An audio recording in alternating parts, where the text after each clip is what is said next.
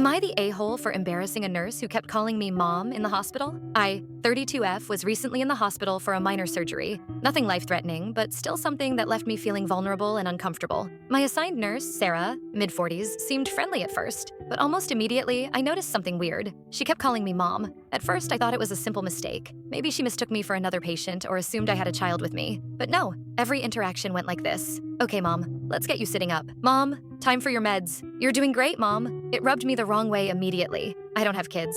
I have never been pregnant. And even if I were a mom, I still wouldn't want a random nurse calling me that. It felt infantilizing, like she was reducing my entire identity to some maternal figure I wasn't. After about the third or fourth time, I politely said, "Hey, I'd really prefer if you just call me by my name." Sarah just laughed it off. "Oh, it's just a habit. We call all the women mom here. It's more personal." I told her I didn't like it, but she still kept doing it. Maybe she thought I was being oversensitive, but it honestly made my whole stay feel uncomfortable. Why was my identity being erased just because I'm a woman? After another mom slip, I was getting irritated. When another nurse came in, I loudly said, "Excuse me, but I think Sarah is confused. I'm not her mother. My name is my name." Sarah turned bright red. The other nurse awkwardly apologized on her behalf and assured me they'd make a note of it. Later, when Sarah came to check on me, she was visibly upset. She told me I had humiliated her in front of her colleagues and should have just let it go. I told her I didn't mean to embarrass her, but I had already asked her multiple times to stop, and she ignored me. If she felt uncomfortable, well, welcome to how I felt every time she refused to respect my request. I mentioned it to my doctor during discharge,